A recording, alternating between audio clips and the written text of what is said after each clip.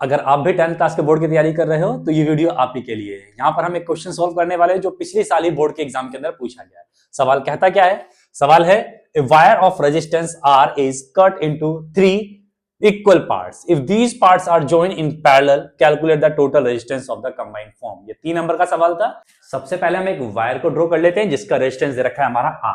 Suppose करो एक wire है जिसकी लेंथ हो गई A से लेकर के B तक और इसका रेजिस्टेंस टोटल कितना है R। अब सवाल में क्या कहा है कि if the resistance R is cut into 3 equal parts. अब हम इसको 3 जगह डिवाइड कर देते हैं। सपोज करो मैंने इसको यहां से ब्रेक कर दिया और यहां से ब्रेक कर दिया। ये पॉइंट हो गया C, ये पॉइंट हो गया D। अब जब मैंने इसको 3 जगह बराबर हिस्सों में बांटा है तो इसका जो रेजिस्टेंस होगा वो हमारा हो जाएगा R/3, इसका भी हो जाएगा R/3 और थर्ड वाले हिस्से का भी हो जाएगा हमारा R/3। तब आगे क्या कहता है सवाल?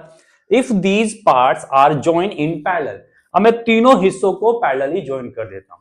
अब सपोज करो मैंने यहां पर ज्वाइन कर दिया है, एक वायर हमारा यहां है रेजिस्टेंस, दूसरा हमने इसको इस तरह से जोड़ दिया और थर्ड हमारा नीचे से हमने इसको ऐड कर दिया।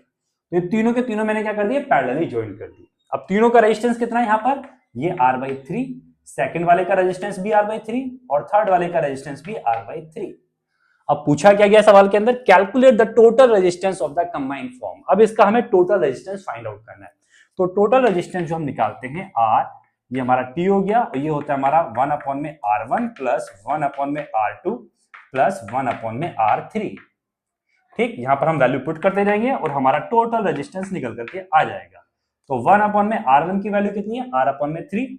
तो ये R/3 plus 1/R/3, same R3 की वैल्यू भी सेम ही है तो प्लस 1/R/3।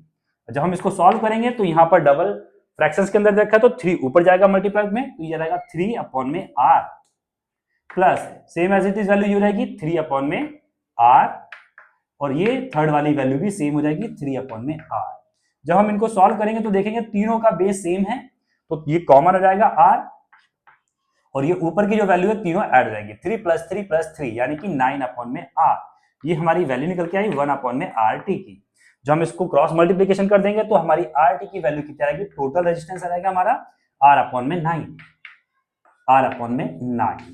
तो यही हमसे पूछा गया था, टोटल रेजिस्टेंस हमारा कितना आएगा जब अगर हम तीनों को पैरेलल के अंदर कंबाइन करेंगे। उम्मीद है ये क्लियर हुआ होगा। इसी तरह की शॉर्ट्स वीडियो के लिए हमारे चैनल को लाइक, शेयर और सब्सक्राइब जरूर करें। मिलते हैं हम अगली वीडियो।